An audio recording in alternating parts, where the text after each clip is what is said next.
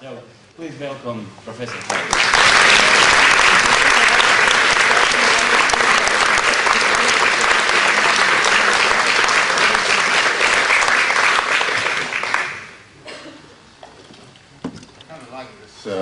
This title, Unfinished Modernizations.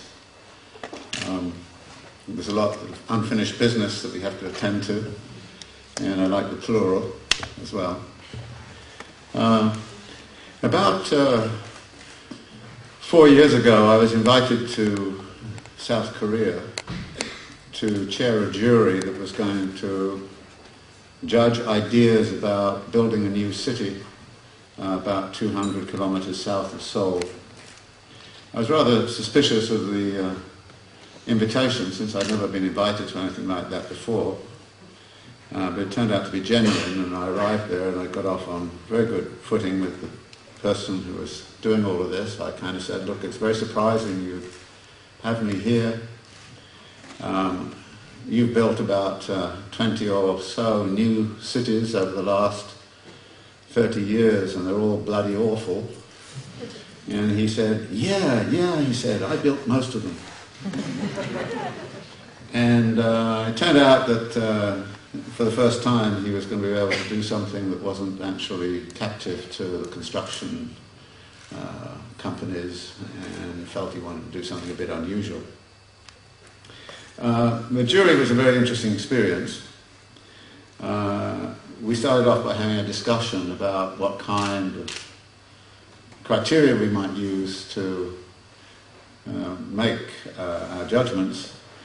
And the jury was made up of half were Korean and the other half were foreigners.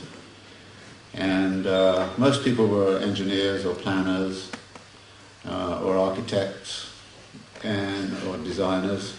And I was probably the only social scientist in the group.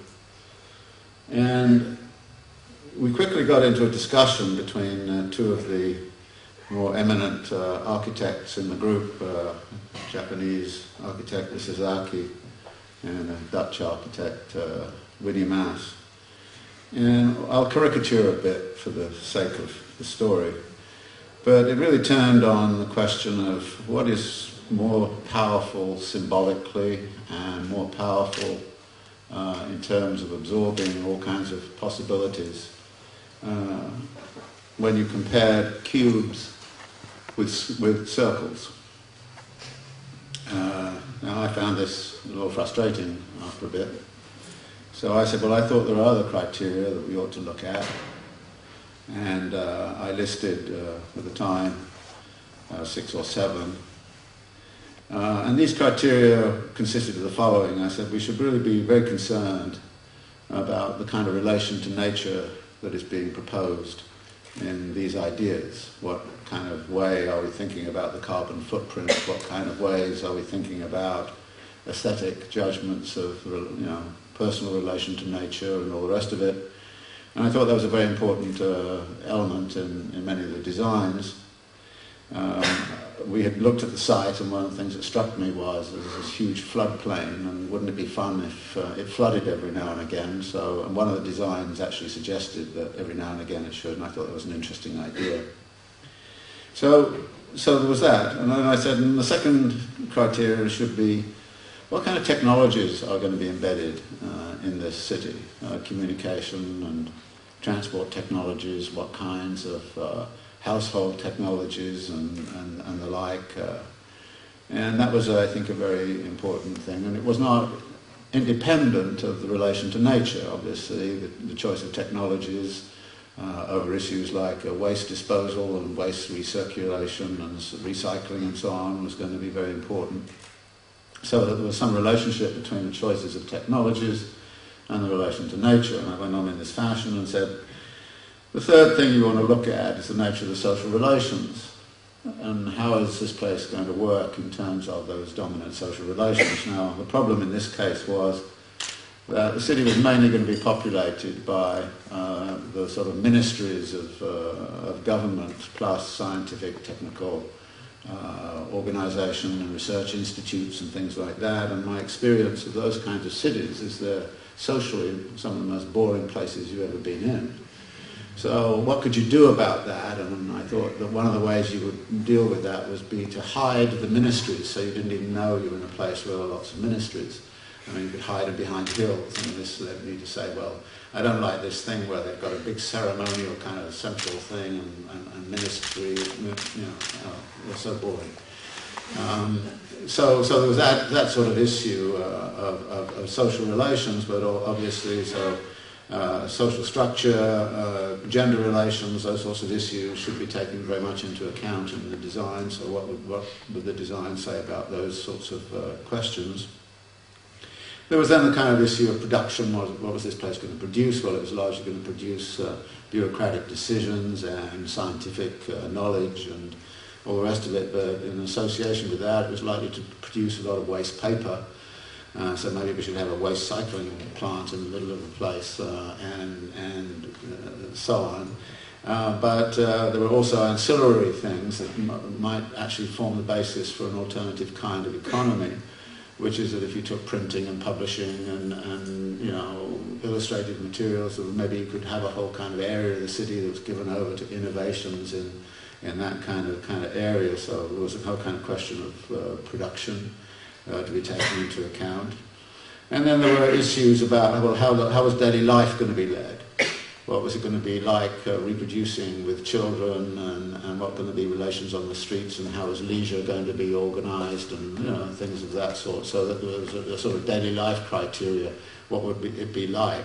I mean, what I was nervous about was that everybody, would be there and they'd work there during the week, and then they'd disappear back to Seoul on the weekend to have a good time, and in a sense you'd want to try to counteract that somehow rather by what was being done. And then there was an issue of mental conceptions of the world. It's always struck me ever since I've been reading about urbanization that the Greeks have this kind of statement that kind of says, we make the house and the house makes us. What kind of people would be made by constructing this environment in a particular way that it was being constructed? And so the mental conceptions that would flow from that, and this would even include political subjectivities. I mean, one of the places urban environments I don't like very much are the American suburbs, partly because it seems to me the people who've learned to live in the American suburbs have assumed a certain persona, which frankly is politically retrograde and it's exclusive and it votes Republican and does all kinds of things like that. And in fact, one of my secret plans is to sort of destroy the American suburbs and then hope that the place will see some sense instead of what it's doing right now, which is spouting utter nonsense, which is much of it suburban based. So there's a question of mental conceptions and political subjectivities that would flow in relationship to that. I thought that was a very important thing to think about. And then I would add, and I'm now adding, since I've been sort of trying to articulate this more fully, I would then add the kind of institutional arrangements of governance and government, how they would be organised. Would you have neighbourhood assemblies? If you had neighbourhood assemblies, would you have neighbourhood governments? And so how would the whole kind of governance structure work and decisions be made? So I said I thought all of these ought to be taken into account. And it should be clear that none of these is really independent of the others, that they all hang together as, the words I would use, as moments within an assemblage or within an ensemble of relationships. And so that the idea of the city would be about a city that was being constructed along all of these dimensions and interrelation with each other. But also that the city should be allowed to grow and change, so that we'd have to think of those relations as being perpetually dynamic. That they would evolve over time, and that this would make it not just simply a city that gets constructed and then finished. It is perpetually, as it were, an unfinished product, and was therefore perpetually in evolution. So I made this argument, and we talked about this idea for about 10 or 15 minutes, and then Isazaki got very, very impatient with this, and he said, well, this is all very well, but this is far too complicated. We can't possibly work all of this out. We have to prioritise here. And there's only one of these things that really is central and that is mental conceptions. And of the mental conceptions, it's the symbolic dimension that is most significant, and I think that circles are far preferable to squares. Now, when architects do that kind of thing to you, you want to shoot them, you know. Sorry, I shouldn't say that to this audience, I suppose. But, you know, so I kind of said, oh, okay, all right. I thought I was put in my place by the famous architects, you know. So they got back to a discussion about circles and squares for the rest of the time. But what was then interesting was later on, and I have no idea how much this stuff I was saying actually influenced what was being judged. I noticed a couple of things came through that seemed to me to have only come through because people were thinking about the sorts of things I'd suggested. But that evening at dinner, it was very interesting. Sort of both Isazaki and Winnie Mask kind of said to me, well, you know, those are very interesting ideas about cities. I mean, have you ever written this up, or has anybody else ever written this up? You know, and then, you know, I mean, we'd like to go read about it. And I said, well, you can go read about it if you want. I said, it's footnote 4 in chapter 15 of Marx's Capital, volume 1.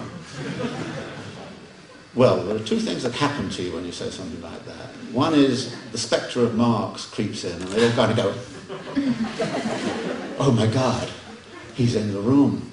Oh Lord, what's going to happen to my job prospects and all kinds of things? I'm not getting more commissions if I have this on my back, you know.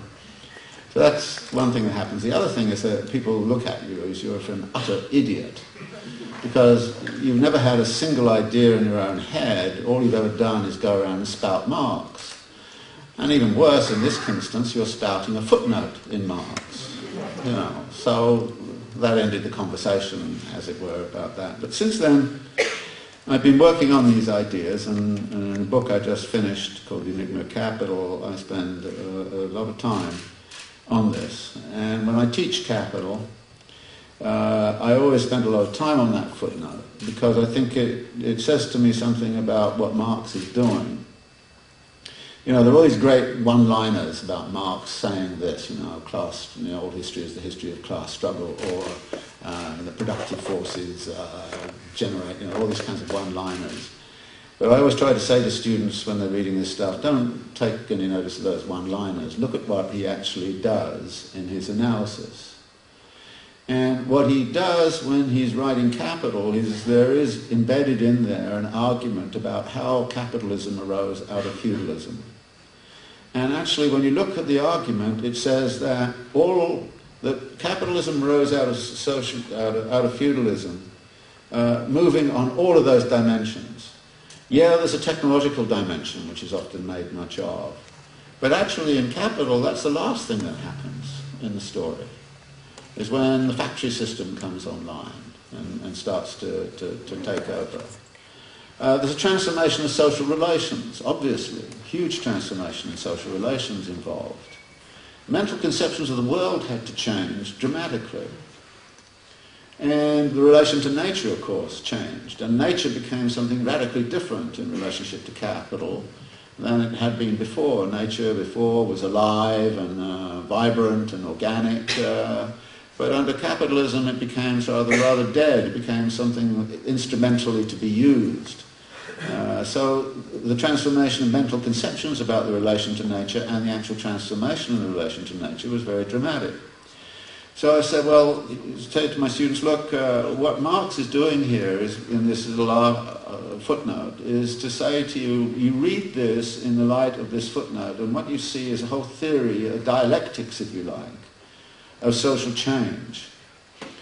And if that's the way in which capitalism arose out of feudalism, then shouldn't we think about the rise of socialism or communism or whatever you want to call the alternative to what we now live under? If there is going to be some macro transition of some sort, then it has to be across all of those dimensions. It cannot be along any one of them. Now, it's very interesting when you look at many social theories. Many social theories select one of them and say, this is the one that really matters, like Isazaki said. Idealists will say it's mental conceptions that really change the world. Institutionalists will say it's changing institutional forms. Environmentalists, some of them will say it's the relation to nature, which is really kind of fundamental. Others will say it's social relations, it's the class struggle or the gender struggle or something like that.